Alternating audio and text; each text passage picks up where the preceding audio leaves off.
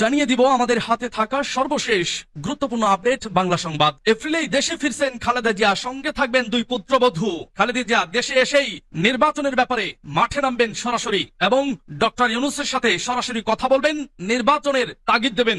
নির্বাচন যদি সময় মতো না হয় তাহলে মাঠে নেমে পড়বে বিএনপি, এই হুঁশিয়ারি দিয়েছে বিএনপির কর্তৃপক্ষ। এরপর জানিয়ে দিব আরো 15 সনাতন ধর্মাবলম্বী যোগ দিলেন জামায়াতে। এদিকে নির্বাচন নিয়ে বাড়ছে উৎকণ্ঠা, অদৃশ্য শক্তি ধীরে ধীরে দৃশ্যমান হচ্ছে। তারেক রহমান এর বক্তব্য, দ্রুত রোডম্যাপ ঘোষণা করে সংখ্যা দূর করার তাগিদ সমমনদের।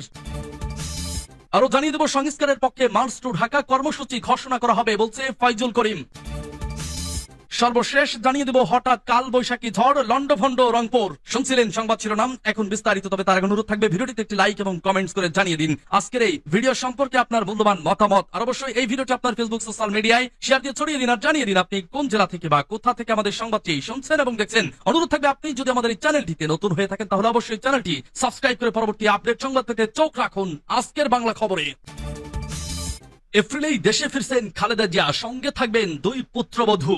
সবকিছু ঠিক থাকলে চলতি মাসের মধ্যেই লন্ডন থেকে বিএনপি চেয়ারপারসন ও সাবেক প্রধানমন্ত্রী খালেদা জিয়া দেশে ফিরছেন। তার সঙ্গে তারেক রহমানের স্ত্রী জোবাইদা রহমান এবং খালেদা জিয়ার প্রয়াত ছোট ছেলে আরাফাত রহমান, কোকোর স্ত্রী সৈয়দা শামিলা রহমানও দেশে ফিরেছেন। ঢাকা লন্ডনের নির্ভরযোগ্য কূটনৈতিক সূত্রগুলো ঢাকা পোস্টকে এই তথ্য নিশ্চিত করেছে। সূত্রের বরাতে জানা গেছে বর্তমানে যুক্তরাজ্য বড় ছেলে তারেক রহমানের বাসায় চিকিৎসাধীন সাবেক প্রধানমন্ত্রী খালেদা জিয়ার পূর্ণাঙ্গ স্বাস্থ্য পরীক্ষা চলছে। কাতারের বিশেষ এয়ার অ্যাম্বুলেন্স করে তাকে দেশে ফেরানোর প্রস্তুতি চলছে। আগামী বুধবারের মধ্যে দেশে ফিরবেন খালেদা জিয়া। শাশুড়ির সঙ্গে দুই পুত্রবধূ জোবাইদা রহমান এবং সৈয়দা শামিলা রহমানও দেশে ফিরেছেন। ঢাকার একটি কূটনৈতিক সূত্র জানিয়েছে খালেদা জিয়াকে লন্ডন থেকে দেশে ফেরাতে কাতারের বিশেষ এয়ার অ্যাম্বুলেন্সের আয়োজন করতে গত সপ্তাহে বিএনপির মহাসচিব মির্জা ফখরুল ইসলাম আলমগীর অন্তর্বর্তী সরকারের পররাষ্ট্র উপদেষ্টা মোহাম্মদ তৌহিদ হোসেনকে চিঠি লিখেছেন। চিঠিতে বলা হয়েছে সাবেক প্রধানমন্ত্রী খালেদা জিয়া উন্নত চিকিৎসার জন্য বর্তমানে লন্ডনে রয়েছেন। তার শারীরিক অবস্থা স্থিতিশীল, তবে আশঙ্কামুক্ত নয়। তদাপি তিনি এপ্রিলের শেষ সপ্তাহে দেশে ফিরতে আগ্রহ প্রকাশ করেছেন। ওনার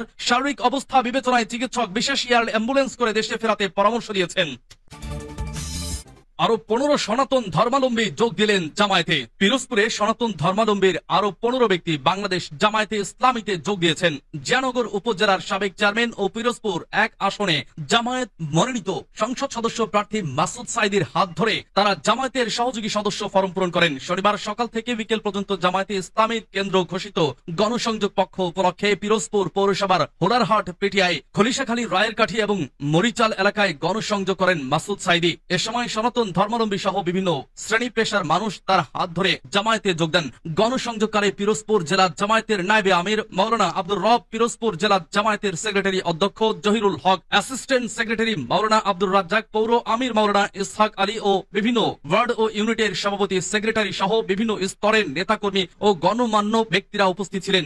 গণসংযোগকালে মাসুদ সাইদি বলেন, লক্ষ প্রাণের বিনিময়ে অর্জিত স্বাধীনতাকে অর্থবহ করে তোলাই এখন আমাদের সবচেয়ে বড় কাজ। স্বাধীনতাকে অর্থবহ করে তুলতে হলে আগে অর্থনৈতিক স্বাধীনতা অর্জন করতে হবে। সেই স্বাধীনতা অর্জনের জন্য দেশবাসীকে এখন ঐক্যবদ্ধভাবে কাজ করতে হবে। দেশের মানুষের ভাগ্য পরিবর্তনের জন্য কাজ করতে হবে। যে স্বপ্ন নিয়ে লাখো মানুষ প্রাণ দিয়েছিল সেই স্বপ্ন পূরণে আমরা কতটা সফল? বৈষম্য এখনো রয়েছে, বিচারহীনতার সংস্কৃতি আমাদের পিছিয়ে দিচ্ছে এবং ক্ষমতার কেন্দ্রীয়করণ গণতন্ত্রকে দুর্বল করছে। দুর্নীতি আমাদের সমাজ জীবনকে বিপর্যস্ত করে দিয়েছে। নির্বাচন নিয়ে বাড়ছে উৎকণ্ঠা, অদৃশ্য শক্তি ধীরে ধীরে দৃশ্যমান হচ্ছে। তারেক রহমান দ্রুত রোডম্যাপ ঘোষণা করে সংখ্যা দূর করার তাগিদ সমমনদের। আগামী জাতীয় সংসদ নির্বাচন নিয়ে সংখ্যা উৎকণ্ঠা দেখা দিয়েছে দেশের সর্ববৃহৎ রাজনৈতিক দল বিএনপি সহ যুগপৎ আন্দোলনে শরিক ও সমমননা দলে। তাদের মতে নির্বাচন নিয়ে রীতিমতো টালবাহানা শুরু হয়েছে সরকারের পক্ষ থেকে। বিষয়টি পরিষ্কার করা হচ্ছে না কবে নাগাদ হবে মানুষের কাঙ্ক্ষিত এই নির্বাচন। একবার বলা হচ্ছে আগামী ডিসেম্বর লক্ষ্য ধরেই নেওয়া হচ্ছে সব রকমের প্রস্তুতি, আবার বলা হচ্ছে 2026 সালের জুন পার হবে না। অন্যদিকে উপদেষ্টারা এক একজন এক এক কথা বলছেন। আগামী 5 বছর ক্ষমতায় থাকার আকাঙ্ক্ষাও ব্যক্ত করেছেন কেউ কেউ। নতুন রাজনৈতিক দল এনসিপি সংস্কারের দোহাই নিয়ে নির্বাচন প্রলম্বিত করতে চায়। জামায়াতে ইসলামী সহ আরো 2-1টি দলের ভূমিকাও অস্পষ্ট। এই অবস্থায় নির্বাচন আদৌ হবে কিনা তা নিয়েও সন্দিহান অনেকেই। সবাই আসন্ন জাতীয় নির্বাচন নিয়ে রয়েছেন উদ্বেগ উৎকণ্ঠায়। আবার নির্বাচন নিয়ে দেশব্যাপী দেশি বিদেশি ষড়যন্ত্রের গন্ধ পাচ্ছেন কেউ কেউ। বিএনপির নীতি নির্ধারণী মহলের দলের সদস্য ও সমমনা দলের নেতাদের সঙ্গে কথা বলে সব তথ্য জানা গেছে। বিএনপির ভারপ্রাপ্ত চেয়ারম্যান তারেক রহমান দলীয় নেতাকর্মীদের উদ্দেশ্যে বলেছেন, বিএনপির বিরুদ্ধে সামাজিক যোগাযোগ মাধ্যমে প্রোপাগান্ডা চলছে। এই বিষয়ে 8 মাস আগেই আপনাদের সতর্ক করে দিয়েছিলাম, কেননা বিএনপি দেশ নির্বাচন ও গণতন্ত্রের বিরুদ্ধে একটা অদৃশ্য প্রতিপক্ষ ধীরে ধীরে দৃশ্যমান হচ্ছে। তাদের সঙ্গে আরো কিছু প্রতিপক্ষ যোগ দিচ্ছে, সেটা মোকাবেলা করার সক্ষমতা রয়েছে বিএনপির। তাই আমাদের সবকিছুই সতর্কতার সঙ্গে পর্যবেক্ষণ ও মোকাবেলা করতে হবে। সংস্কারের পক্ষে মার্চ টু ঢাকা কর্মসূচি ঘোষণা করা হবে বলছে ফয়জুল করিম। আগে সংস্কার পরে নির্বাচন, এ দাবিতে অচিরেই মার্চ পর ঢাকা কর্মসূচি ঘোষণা করা হবে বলে জানিয়েছেন ইসলামী আন্দোলন বাংলাদেশের সিনিয়র নায়েবে আমির মুফতি সৈয়দ মোহাম্মদ ফয়জুল করিম। তিনি বলেছেন, সংস্কারের আগে নির্বাচন নয়, আগে সংস্কার পরে নির্বাচন। সংস্কারের আগে গুন্ডামি মার্কা নির্বাচন জনগণ সহ্য করবে না। আগে সংস্কার পরে নির্বাচন, এ দাবিতে আমরা অচিরেই মার্চ পর ঢাকা কর্মসূচি ঘোষণা করব। জনতা নির্ধারণ করবে আগে নির্বাচন নাকি আগে সংস্কার। শনিবার বিকালে ইসলামী আন্দোলন বাংলাদেশ ঢাকা মহানগর উত্তর ও দক্ষিণ আয়োজিত ভারতে ওয়াকফ আইন সংশোধনের নামে মুসলিম নির্মূলের চক্রান্তের প্রতিবাদ এবং ইসলাম ও ধর্ম বিদ্বেষী নারী সংস্কার কমিশন বাতিলের দাবিতে গণমিছিল পূর্ব সমাবেশে প্রধান অতিথির বক্তব্যে তিনি এসব কথা বলেন। ফয়জুল করিম বলেন, আমাদের পাশের রাষ্ট্র ভারতে মুসলিমদের উপরে নির্মম নির্যাতন চলছে। ভারত থেকে মুসলিমদের নির্মূল করার অপচেষ্টা চলছে। ওয়াকফ আইন পরিবর্তন করে মুসলমানদের জায়গা জমিন দখল করে নেওয়া হচ্ছে।